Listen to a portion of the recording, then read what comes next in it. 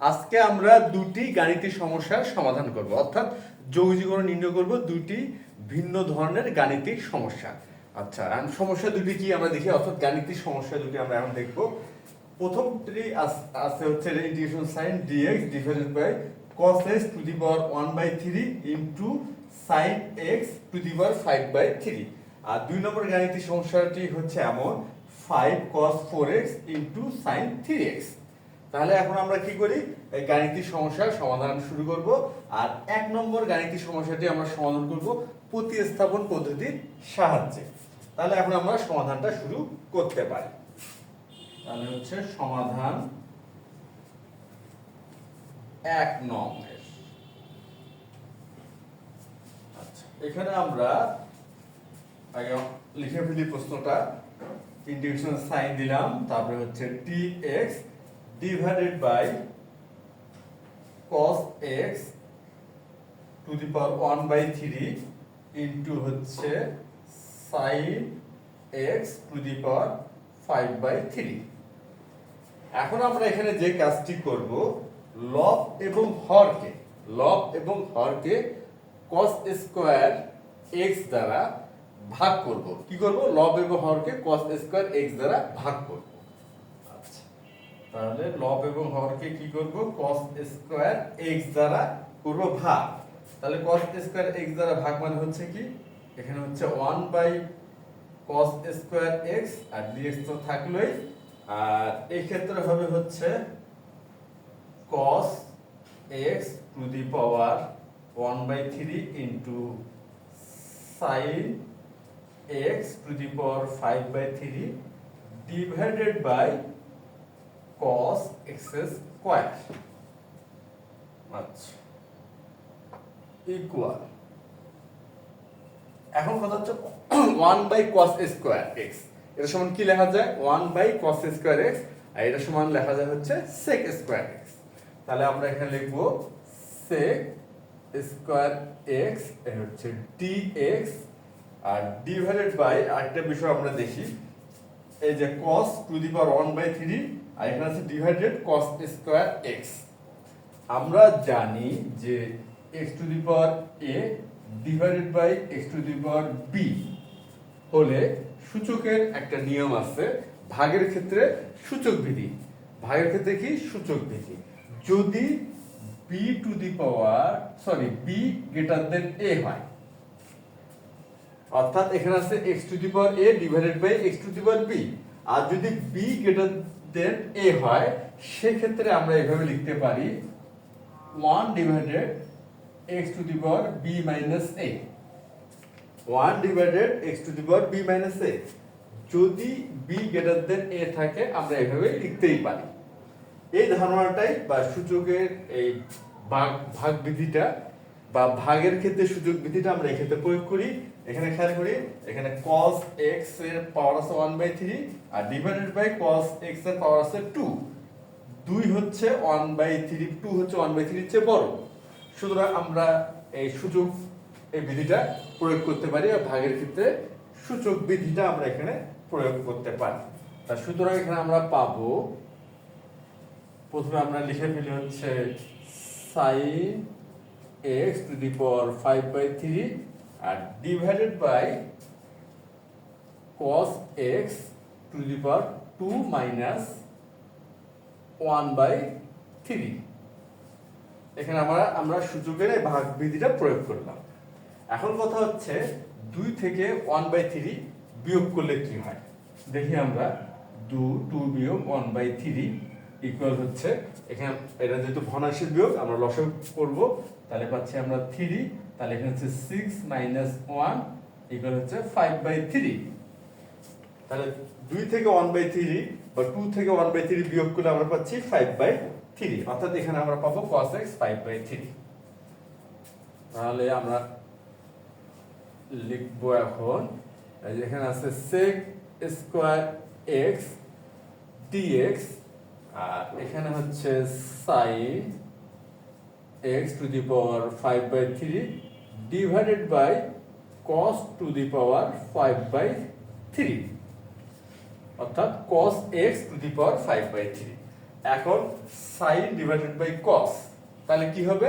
tan হবে, তাহলে হবে tan টু দি পাওয়ার 5/3, তাহলে ইকুয়াল হচ্ছে sec স্কয়ার x dx আর divided by tan x to the power 5/3। এখন আমরা যে কাজটি করব, আমরা জানি যে tan x এর ডিফারেন্সিয়েশন হচ্ছে sec square x, tan x এর ডিফারেন্সিয়েশন কি হয়? sec square x। সুতরাং tan x কে প্রতিস্থাপিত করব আমরা z দ্বারা। tan x এ কি করব? প্রতিস্থাপিত করব z দ্বারা, কেননা যেহেতু tan x এর ডিফারেন্সিয়েশন হয় sec স্কয়ার x আর আমাদের লবে কিন্তু sec স্কয়ার x আছে। সুতরাং এখানে আমরা এখন যেটা করব, যে মনে করি tan x ইকুয়াল হচ্ছে z, আমরা tan x সমান কি ধরেছি? z ধরেছি। অর্থাৎ বিষয়টা কি দাঁড়ালো? বিষয়টা দাঁড়ালো এমন যে এখানে ছিল x চলক, আসলে পেলাম আমরা z চলক। x চলকের স্থলে চলে আসছে z চলক, এই জন্য আমরা কি করব? এই dx কেও প্রতিস্থাপিত করব dz দ্বারা। এই জন্য আমরা কি করব? উভয় পক্ষের ডিফারেন্সিয়েশন করব। আচ্ছা, উভয় পক্ষের ডিফারেন্সিয়েশন করলে আমরা যেটা পাবো, আমরা জানি যে tan x এর ডিফারেন্সিয়েশন হবে sec স্কয়ার x, তাহলে হচ্ছে বা sec স্কয়ার x ইকুয়াল হচ্ছে dz dx, অতএব sec স্কয়ার x ইকুয়াল হচ্ছে sec স্কয়ার x dx সমান সমান হচ্ছে dz। আমরা তাহলে পেয়ে গেলাম যে sec স্কয়ার x dx সমান সমান হচ্ছে dz। এখন আমরা এই যে sec স্কয়ার x এর স্থলে sec স্কয়ার x dx এর স্থলে বসাবো হচ্ছে dz, আর tan এর স্থলে বসবে হচ্ছে z। তাহলে আমরা এখন লিখব, এখানে আসছে dz আর এখানে আসবে z to the power 5/3। z to the power কি আসলো? 5/3 আসলো। আচ্ছা, ইকুয়াল, এখন কথা হচ্ছে এটা z টু দি পাওয়ার 5/3, এটাকে চাইলে আমরা লিখতে পারি z to the power -5/3 dz। এখন আমাদের হয়তো মনে আছে, যেহেতু আমরা এটা সবসময় ব্যবহার করে থাকি, x to the power n এর integration. x to the power n এর ইন্টিগ্রেশন কি হয়? x to the power n এর integration, x to the power n এর ইন্টিগ্রেশন হয় x to the power n plus 1 divided by n plus 1 plus c। তাহলে z to the power -5/3 এর integration কি হবে? আমরা যদি x টু দি পাওয়ার এর ইন্টিগ্রেশনের যে ধারণাটি বা ফর্মুলাটি এক্ষেত্রে ব্যবহার করি, তাহলে আমরা পাচ্ছি z to the power -5/3 plus 1 আর হচ্ছে ডিভাইডেড বাই -5/3 প্লাস 1 প্লাস হচ্ছে c। এখন আমরা কি করব? এখন আমরা এই যে পাওয়ারের ক্ষেত্রগুলোতে আমরা যে কাজটি করব হচ্ছে ভগ্নাংশের বিয়োগের ধারণাটা ব্যবহার করব। অর্থাৎ -5/3 প্লাস 1 সমান সমান, এখানে লসাগু 3 হচ্ছে, তাহলে -5 আর হচ্ছে প্লাস 3 ইকুয়াল হচ্ছে -2/3। তাহলে এখানে আমরা কি পাচ্ছি? -2/3। সুতরাং আমরা এখানে লিখতেই পারি z to the power -2/3 divided by -2/3 plus c। আচ্ছা,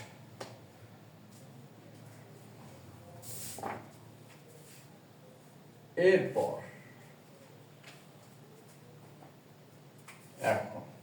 এখন আমরা যে কাজটি করব, এই z এর স্থলে z এর মানটা বসিয়ে দিতে পারি, আর এই যে -2/3 এটা হয়ে যাবে -3/2, আর z এর স্থলে z এর মান কি? z এর মান হচ্ছে tan x, তাহলে এখানে বসাই দিচ্ছি আমরা tan x to the power -2/3 plus c। আচ্ছা, এখন দেখি এটা হলো ঋণাত্মক পাওয়ার, আর ঋণাত্মক পাওয়ার থাকলে কি হয়? আমরা জানি সূচক বিধি, ঋণাত্মক পাওয়ার থাকলে হয় এই যে x to the power -n সমান সমান লেখা যায় 1/x two the power m। এই যে ঋণাত্মক সূচক, ঋণাত্মক মানে সূচক যদি ঋণাত্মক হয় সেই ক্ষেত্রে কিন্তু এই ধারণাটা ব্যবহার করা যায়। সুতরাং আমরা যদি এক্ষেত্রে এই ধারণাটা ব্যবহার করি তাহলে আমরা পাচ্ছি -3/2 ইন্টু হচ্ছে 1/10x two the power 2/3, R 1/10x সমান সমান কি লেখা যায়, cot x। সুতরাং এখানে আমরা লিখতে পারবো -3/2 cot x, আচ্ছা, two the power 2/3 plus c।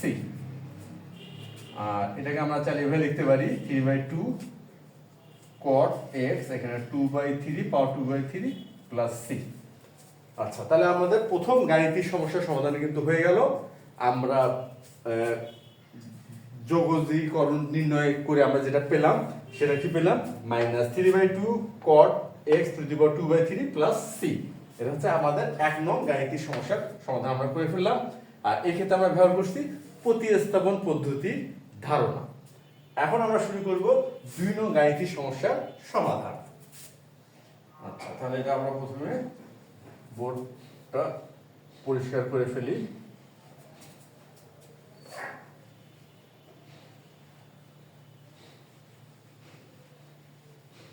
আচ্ছা, এখন আমরা শুরু করতেছি 2 নং গাণিতিক সমস্যার সমাধান। 2 নং।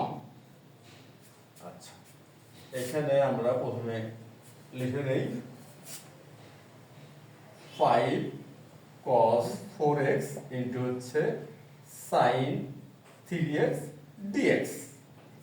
আচ্ছা, আমাদের তো ত্রিকোণমিতিক একটি অনুসিদ্ধান্ত হয়তো সবারই মনে আছে, সেটা কি, সেটা হচ্ছে 2 cos a into sin b।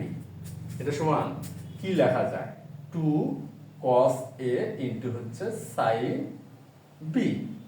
আমরা জানি 2 cos a into sin b সমান লেখা যায় sin a plus b, sin হচ্ছে a plus b minus sin a minus b।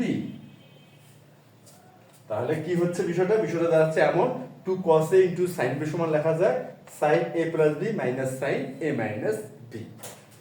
আর আরেকটি যে ধারণা সেটা হচ্ছে যদি sin ax plus b dx, অর্থাৎ sin ax প্লাস b এর ইন্টিগ্রেশন কি হয়, sin ax প্লাস b এর, আমরা জানি sin ax প্লাস b এর ইন্টিগ্রেশন হয় -1/a cos ax plus b plus c।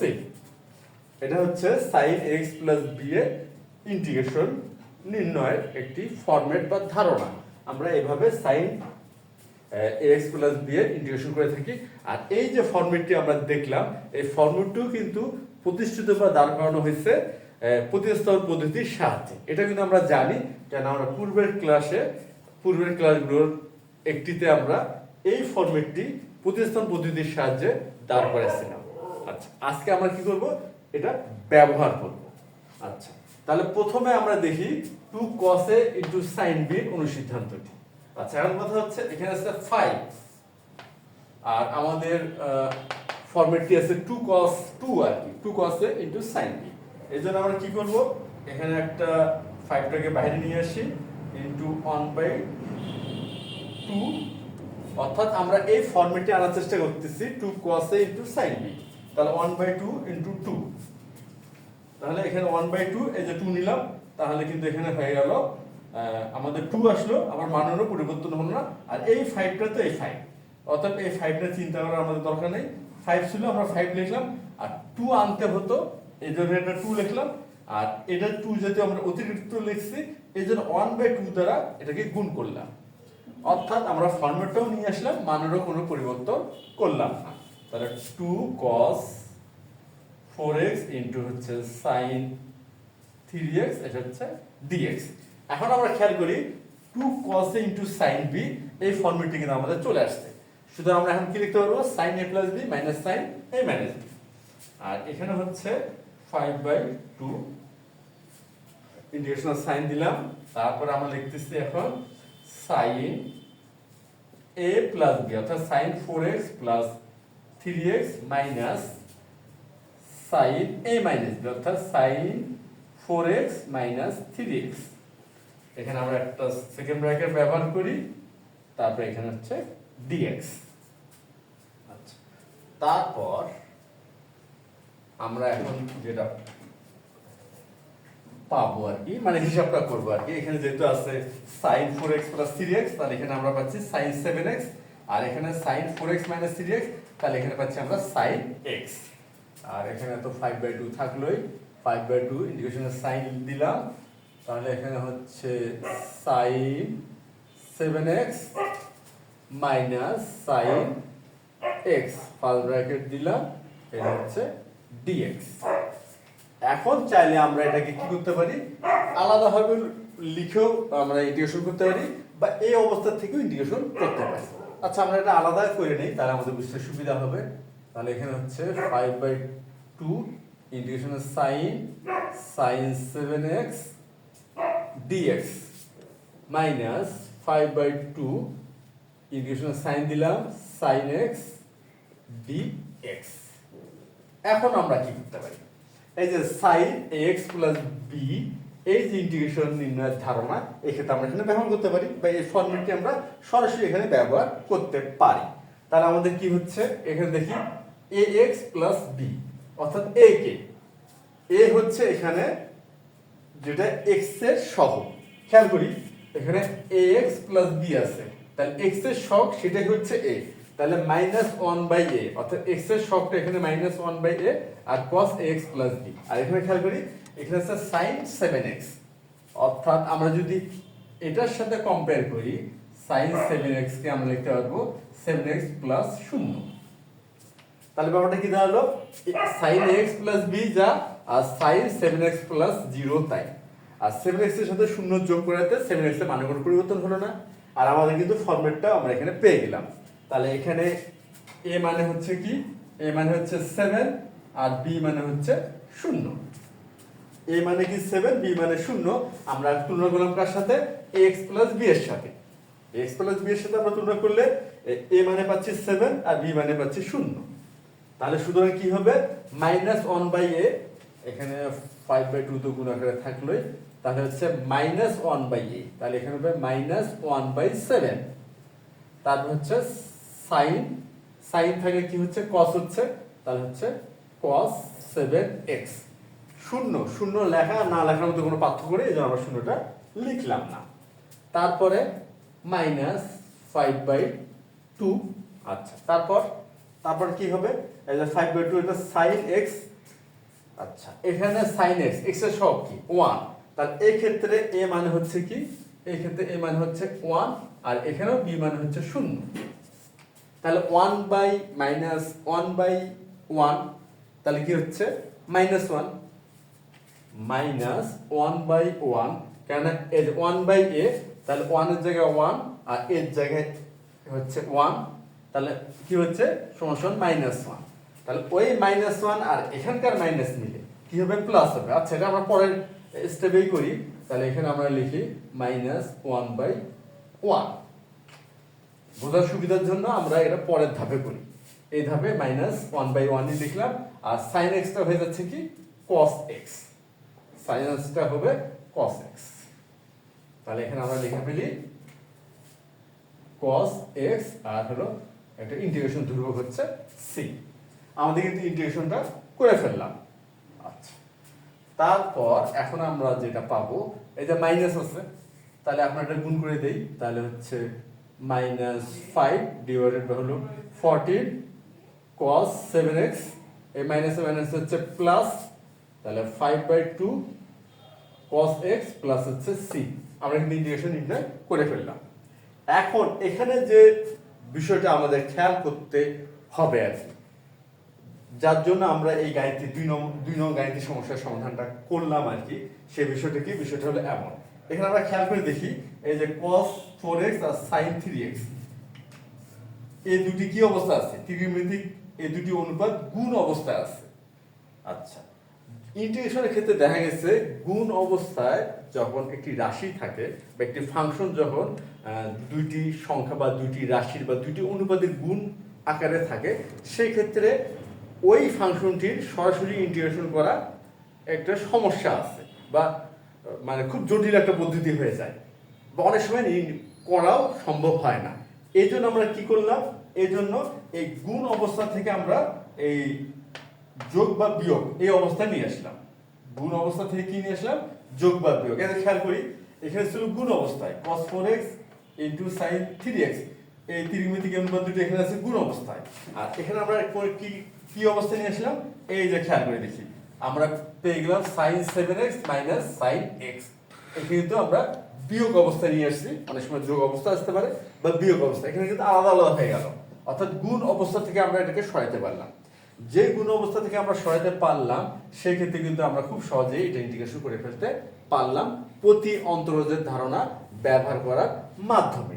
সুতরাং যদি কোনো আমরা ফাংশন পাই গুণ অবস্থায়, আমরা চেষ্টা করব সেটাকে গুণ অবস্থা থেকে যোগ বা বিয়োগ এই ধরনের একটা ভিন্ন অবস্থায় নিয়ে যাওয়ার চেষ্টা করা, যাতে আমরা খুব সহজে সেই ফাংশনটির ইন্টিগ্রেশন নির্ণয় করতে পারি। তাহলে আজ এই পর্যন্তই। ধন্যবাদ আমাদের সবাইকে।